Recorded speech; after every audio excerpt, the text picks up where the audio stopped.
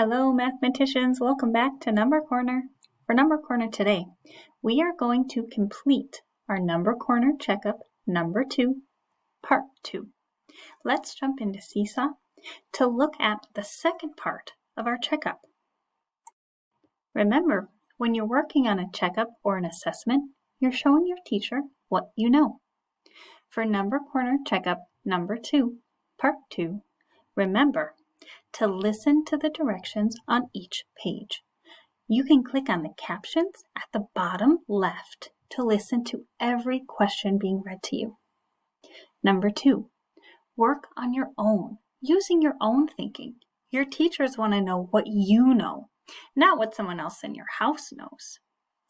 Number 3, try to solve all the problems, even the ones that you don't fully understand. Number 4, explain how you solve the problems when the problems ask you to. You can use pictures, words, and numbers in your explanation. Let's look at each page to make sure we know what to do. On page 2, you are going to time yourself as you solve these problems. You're only going to solve these problems for about 1 minute. Make sure you set a timer on your iPad for 1 minute. You can also ask an adult to help you set a timer. As soon as that timer goes off, stop solving problems and move to the next page. It's okay if you don't solve all the problems before the timer goes off. On the next page, you have 3 problems. Number 7 wants you to skip count by different numbers.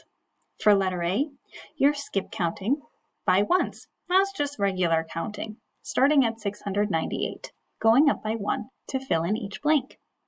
For letter B, you're counting by tens, starting at 256. Letter C says you're counting by 100s, starting at 467. For number 8, you're going to fill in each empty box. What you want to do in your first column is write the number. So if you're seeing the expanded form in your second column of 300 plus 70 plus 5, well, how do you write that as a 3-digit number? In the second column, you write that expanded form.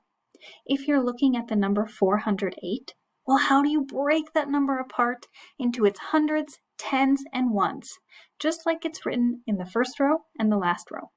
Do the same with the number 408. In the last column, you're writing out the name of the number using words, just like you see 375 written and 408 written. Do the same for this last number of 900 plus 10. What's that number? For number 9, you have some riddles. Read each question carefully and write the answer on the line. What is 10 more than 317? Well, for letter A, you're going to think in your brains, what's 10 more than 317? And write the answer. Do the same for all 6. Let's look at page 4. Numbers 10, 11, and 12 are asking you about place value. What place is the digit 3 in for number 10? Look at this whole number. What is number 3, the digit 3, telling us? What place is it in? Do the same for the digit of 7. What place is the 7 in?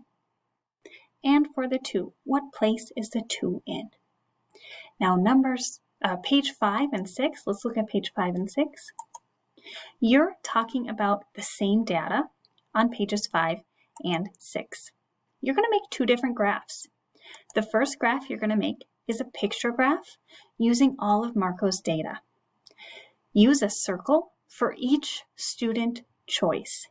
Fill in how many students chose each color using a circle in each box. On page 6, you are going to make a bar graph in the same way. Instead of drawing a circle, you're going to fill in these bars. You can use different colors if you like, if that helps you, for red, blue, green, and purple. Then you'll answer the questions for number 14. Remember, every single question is read to you if you click on the captions on every page. Do your best to answer all of the questions, even if you don't fully understand them. When you're all done, go back and check every page to make sure you answered the questions the best that you can. Then turn it in and show your teacher what you know. I'm excited to see what you know, and I'm excited to see you next time for Number Corner.